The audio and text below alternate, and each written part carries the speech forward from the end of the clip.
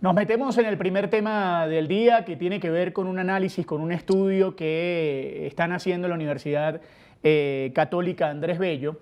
Digamos, la situación país no escapa incluso de las escuelas, de las universidades, de lo que puede suceder en la preparación previa de los alumnos rumbo a poder estudiar en las universidades, y valga la redundancia, y eso tiene que ver con este estudio que revela que el 70% de los alumnos que hoy estudian la educación básica están raspados en matemáticas y en lenguaje, que no están preparados para, digamos, manejar ese tipo de actividades. Por eso está con nosotros José Javier Salas, coordinador de proyectos especiales de la Escuela de Educación de la Universidad Católica Andrés Bello, de la capital del país, al que le damos la bienvenida. José Javier, buenas tardes, ¿cómo está?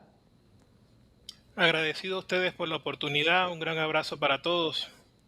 José, lo primero que quiero saber es de qué trata el estudio y qué han encontrado que les permita a ustedes hablar sobre este porcentaje que es realmente alto. Mira, nosotros construimos hace ya 5 años un sistema de evaluación de conocimientos en línea, le llamamos CECEL, y es básicamente un espejo en el cual cualquier estudiante a nivel nacional puede verse, medirse y a partir de 72 horas recibe en su correo un resultado pues, de la evaluación hecha por el estudiante. Medimos áreas como castellano, matemática, física, química, inglés, biología. Sin duda las más importantes son castellano y matemáticas. Este sistema ha aplicado miles de pruebas de forma libre a las personas que toman la evaluación de manera remota y también ha desarrollado un trabajo más íntimo, más personal, con organizaciones que nos llaman para levantar de forma confidencial el índice de rendimiento de sus respectivas organizaciones. Por la vía del CECEL hemos evaluado decenas de colegios no solo en Caracas, en el interior del país. Hay colegios que año a año toman las pruebas del CECEL como un diagnóstico en el mes de octubre. Nuestras clases comienzan en el mes de octubre y comenzando las actividades, ellos llevan a sus estudiantes a laboratorios de computación o utilizan los teléfonos celulares y aplican los exámenes para levantar un indicador anual y bueno, año a año lo van actualizando. Este año superamos las 10.000 evaluaciones, el año pasado superamos las 23.000. Sin duda, la muestra es pequeña para el tamaño de Venezuela. Nosotros tenemos una cantidad muy grande de estudiantes, pero aún así sigue siendo significativa, sobre todo para las capitales, donde tenemos una mayor incidencia por el tema del Internet, que sin duda es nuestra principal carta de presentación. En aquellos sitios más rurales donde no tenemos acceso a la computadora, al mundo digital, sin duda la muestra que nosotros o el resultado que estamos de alguna forma comunicando no refleja lo que en esos sitios más rurales puede estar sucediendo. Uno pudiera inferir por la base de que en las capitales hay un mejor apresto tecnológico, una mejor situación socioeconómica, que el índice es mejor a lo que sucede en las zonas más recónditas del país. Sin embargo, estadísticamente hablando, no tenemos una muestra que lo caracterice. Estos resultados fueron compartidos con el ministro de Educación, el equipo del Observatorio por la Calidad Educativa que fue creado en la gestión anterior y con la directora de la Universidad del Magisterio. Y junto a ellos confirmamos que los resultados y las tendencias que estamos aquí publicando son las que ellos también han venido hallando en las distintas evaluaciones que el ministerio ha hecho.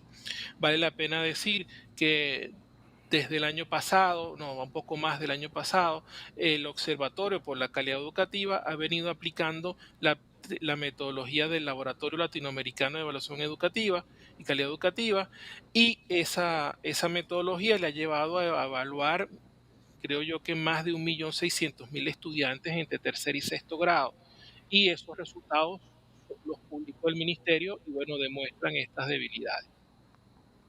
Profesor Sala, más allá del resultado, que es realmente, yo diría, alarmante, ¿no? 70%, han buscado, han encontrado las razones por las cuales ocurre esto. Es un tema del profesor que no está preparado para dar clases, es un tema del estudiante que no estudia más allá de las 4 o 5 horas que puede estar en un aula de clase. Es algo más general, es un tema país, más o menos las razones por las cuales ocurre esta situación, incluso dramática, podemos llamar, de que no superan lenguaje y matemática.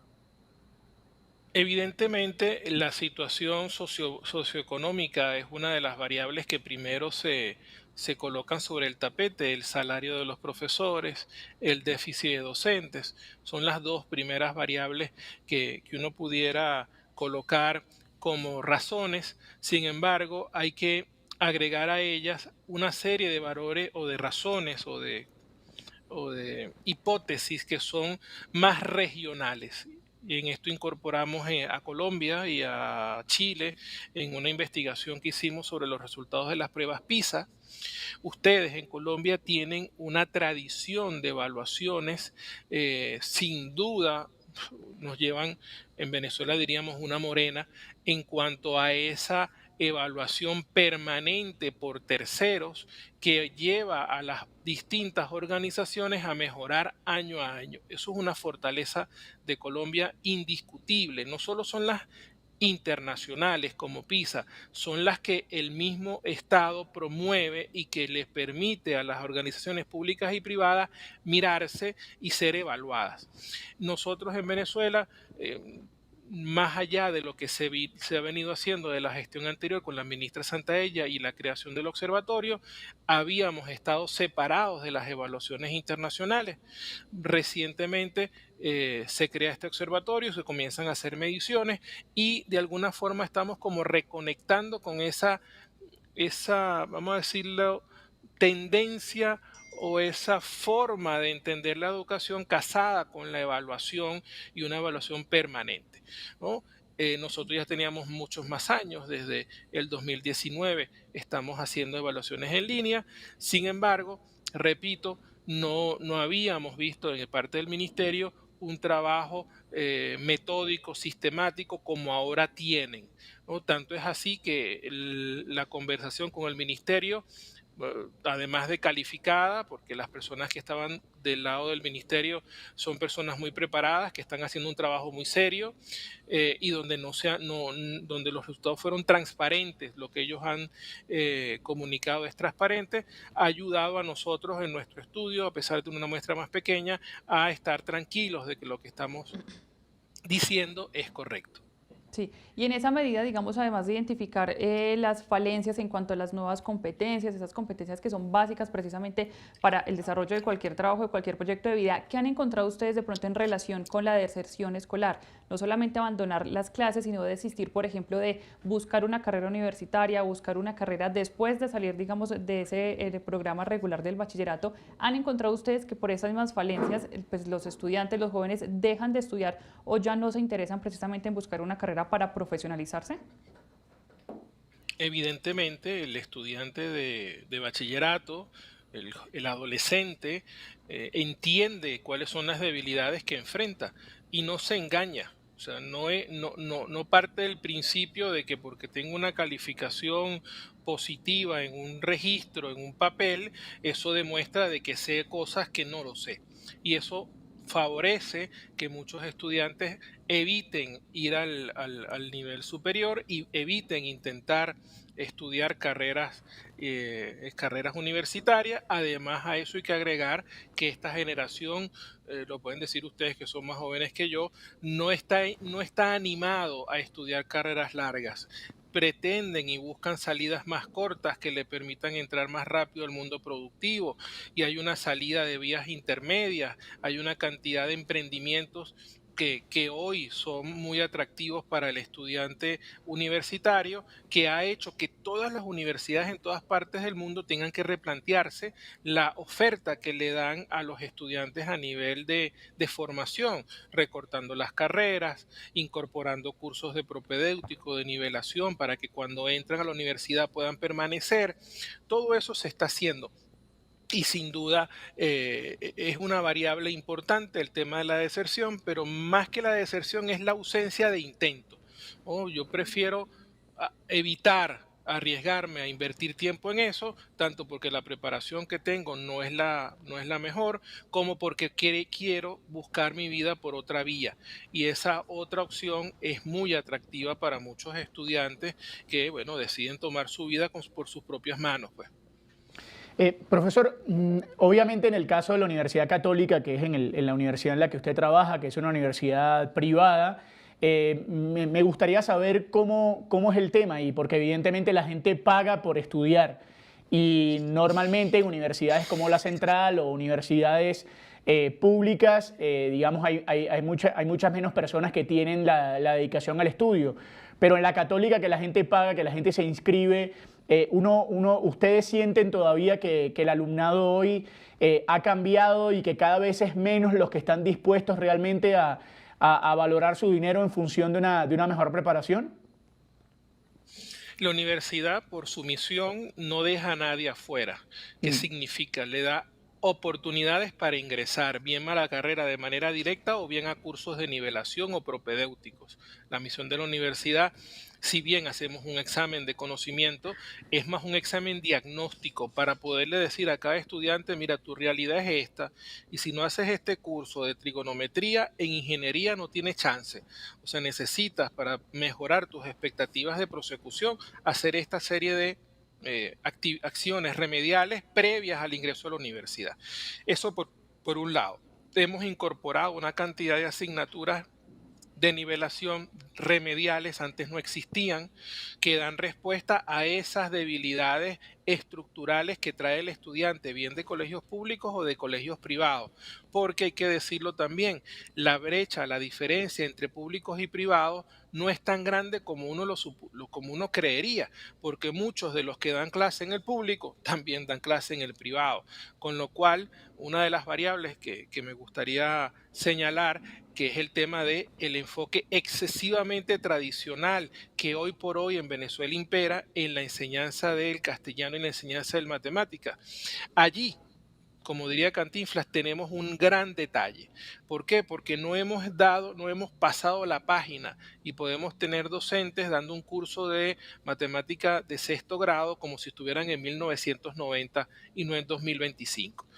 Eso que tiene que ver con la renovación curricular, que tiene que ver con la incorporación de sangre joven al sistema educativo, que tiene que ver con el déficit docente, esa variable, la variable de que tengo una persona que trabaja castellano 2 días, 2 veces por semana, 4 horas, pero que con ese tiempo, durante 5 años, no logra desarrollar la competencia de producción escrita y comprensión lectora, habla más del hecho educativo en sí que de las otras variables que evidentemente en Venezuela son importantes. Profesor Salas, ¿hay alguna diferencia entre el estudiante que viene del colegio público y el estudiante que viene del colegio privado? Normalmente se dice que en Venezuela la educación privada es un poco de mejor calidad que la pública, pero a nivel de estos resultados de esta prueba, ¿se nota esa diferencia o Sí, o no se nota esa diferencia? sí, sí la hay, evidentemente. En el caso del CECEL, nosotros llegamos, nuestro grueso de muestra es de organizaciones privadas. ¿Por qué? Porque las comunidades de padres y representantes presionan a los directores de los colegios para hacer valer la inversión que están haciendo por su hijo. De tal manera que los colegios privados, las organizaciones privadas, son las primeras en venir a nosotros a medirse, a ver cómo mejoro, a ver qué curso le trabajo, a ver qué consultoría genero, porque yo quiero que en este caso, que mi hijo tenga la mejor preparación posible. Eso es obvio. En el caso de los públicos es más difícil, evidentemente hay más debilidades, tenemos privados que son realmente públicos. ¿Qué significa? Organizaciones que son desde el punto de vista oficial privadas, pero que atienden poblaciones vulnerables. El caso de Fe y Alegría. Es increíble lo que ellos logran con prácticamente nada. O sea, ellos logran con un excelente trabajo metodológico, con una excelente organización, un compromiso, un apostolado indiscutible y una organización enorme, consiguen que los estudiantes de organizaciones vulnerables, a pesar de trabajar con la población más vulnerable de los sitios, de las zonas donde están, ellos consiguen resultados que son de verdad, no vamos a decir ideales, pero dentro de lo que es la muestra son resultados que vale la pena compartir, no solo porque habla del hecho en sí, del resultado en sí, sino por todo lo que tiene que ver con los valores, la formación del ser humano, de la persona, el compromiso con la excelencia, la disciplina y una cantidad de otras herramientas que permiten a organizaciones como Fe y Alegría, a pesar de trabajar con los más vulnerables, tener resultados que son satisfactorios y que valdría la pena felicitar y compartir y publicar. Claro que sí, proyectos a resaltar y a destacar, pero como usted lo dice, son proyectos que quizás no están llegando a una gran parte importante de la población. Cuando ustedes empiezan a hacer estas evaluaciones, cuando ustedes actualizan la información frente a años anteriores, ¿qué observan y digamos qué han identificado de cuántos años se necesitan para revertir lo que se ha demorado a la hora de mejorar en esos temas de educación, ya sea por actualizar, digamos, el contenido que se entrega, por mejorar las condiciones tanto de los docentes como de la infraestructura escolar? ¿Cuántos años se tomaría, por ejemplo, el país para lograr estandarizarse y acercarse, digamos, al menos a unos límites, a unos niveles que ustedes consideren son los ideales para garantizar el futuro de estas nuevas generaciones? Mira, es difícil porque las acciones que hay que hacer son múltiples. El tema educativo es multifactorial. ¿Qué significa? Yo puedo invertir millones en la capacitación y ese resultado lo voy a ver quizás al tercer o al cuarto año. Si acompaño esa actualización de evaluaciones, monitoreo bueno, de afinar lo que vamos haciendo año con año. No pasa por el hecho de pronosticar escenarios cataclísticos, bueno, terribles, que sin duda nada ganamos con eso, sino pasa por el hecho de que cada persona, y quizás en eso el CECEL lo está logrando, cada persona pueda verse y decir, esta es mi realidad. ¿Cómo yo, viéndome en un espejo y no reconociéndome como me quiero ver, puedo buscar mecanismos para mejorar mi situación? Por ejemplo, en el tema de comprensión lectora, no es necesario que el CECEL aplique un examen de comprensión lectora. Mi papás, mamás, incluso en Colombia pueden hacer el ejercicio. Venga, siéntese aquí al lado mío, lee. ¿Qué entendiste? Escribe, ¿no? Redáctame una carta, pídeme algo. O sea, hay formas como yo puedo comenzar a abrir los ojos y darme cuenta de que la situación no es la que yo espero. Y en función de ese diagnóstico, que no es que el ministerio lo conoce, nosotros lo conocemos, comenzar a construir y dejar atrás un poco la espera a que las políticas que deberían comenzar a dar respuesta comiencen a dar sentido, comiencen a dar fruto. Aquí hay una urgencia y esa urgencia es individual. Pasa por los colegios, pasa por los liceos, pasa por el docente, pasa por el estudiante, pasa por el padre y representante. Todos tienen que abrir los ojos y en función de eso comenzar a remar en el sentido correcto. Profesor Salas, esas fallas en matemática y lenguaje son en cosas muy básicas como multiplicación, No, división. O sea, no sé preguntarle, ¿en dónde hay la mayor falla? Y en lenguaje. mira, en lenguaje quizás es la más fácil de comentar porque el pensum, la competencia lectora es obvia. Ustedes son comunicadores sociales y entienden muy bien cuando hablo de saber leer y escribir. No me refiero a leer estudiantes, eso no es lo que llamo leer, es la capacidad de decodificar, inferir, hacer crítica del texto o colocar mi vida en el texto y poder decir cosas. Eso es leer, comprender. Y lo mismo de escribir.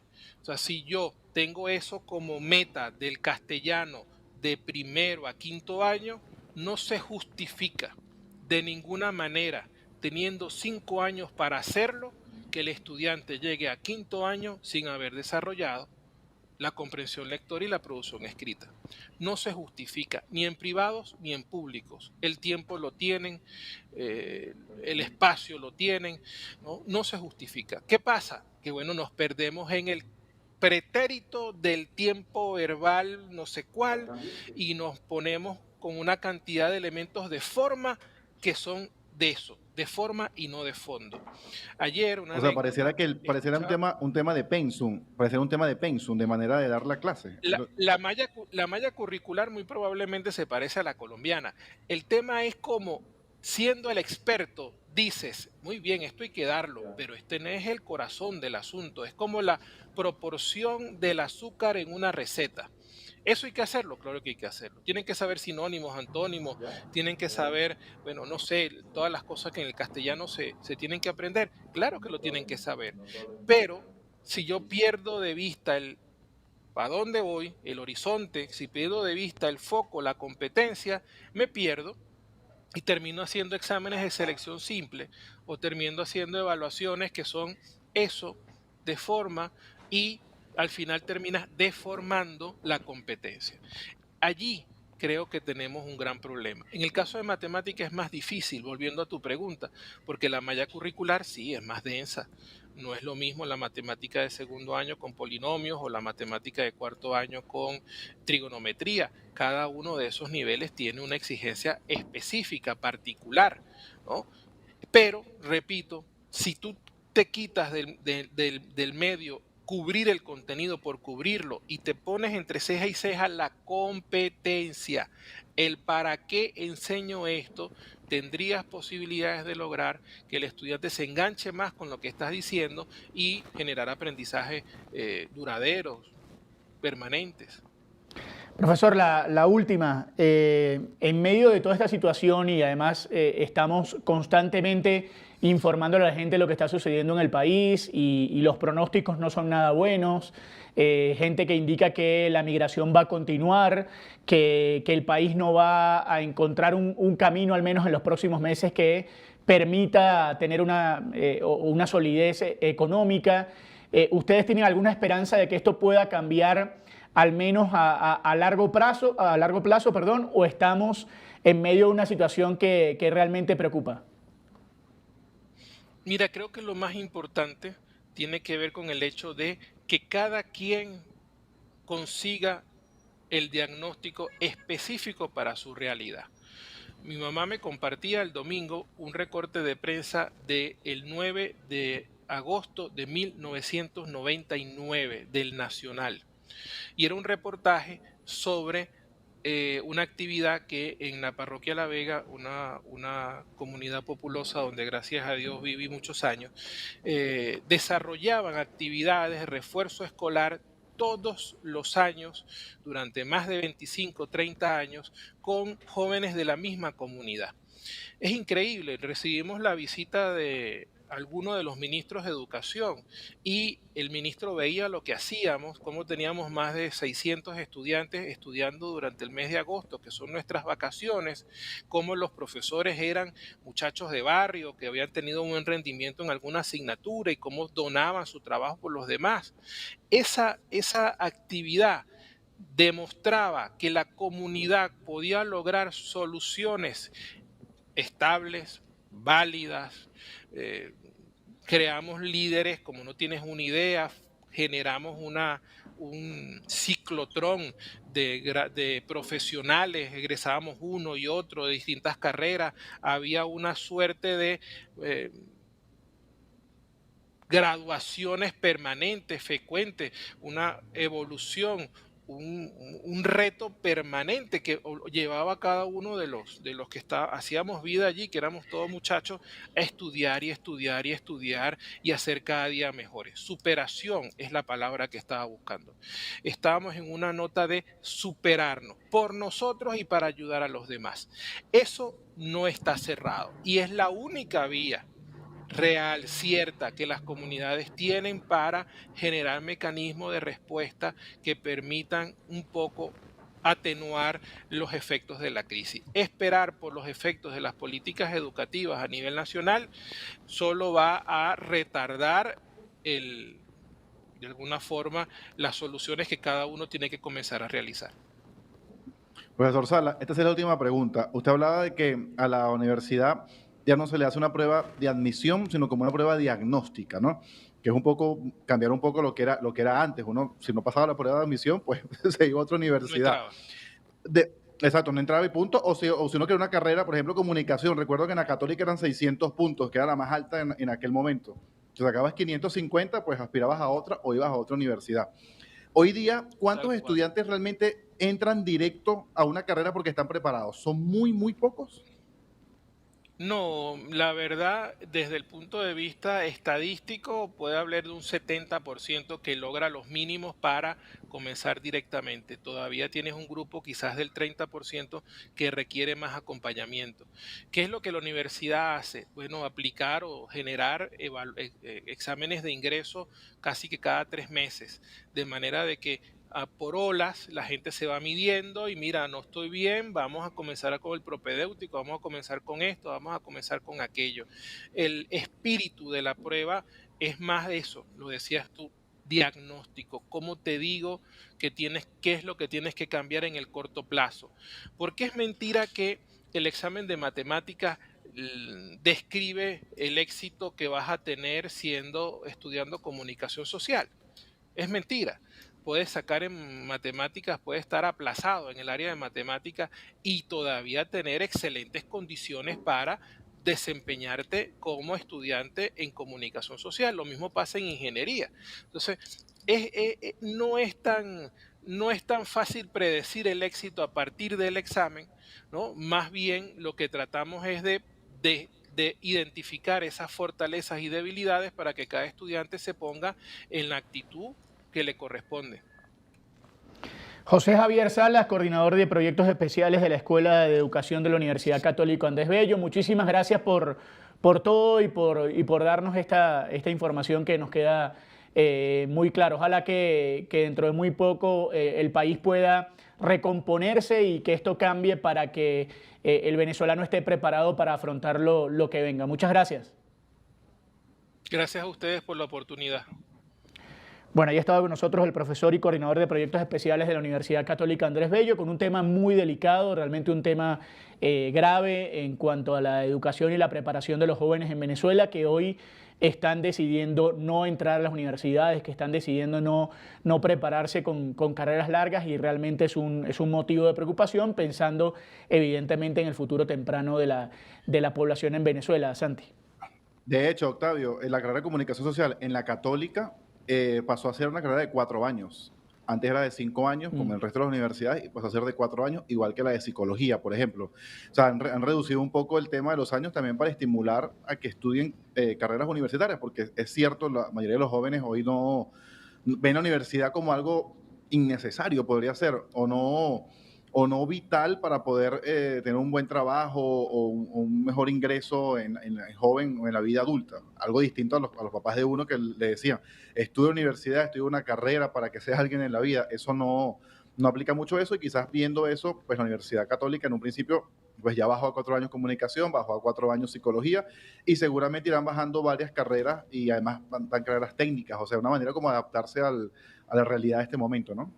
Exacto, exacto. Por eso, digamos, es un tema a mantener fiscalizado, porque evidentemente depende de muchas cosas el futuro de la juventud estudiantil en Venezuela. Cambiamos de tema, Santi.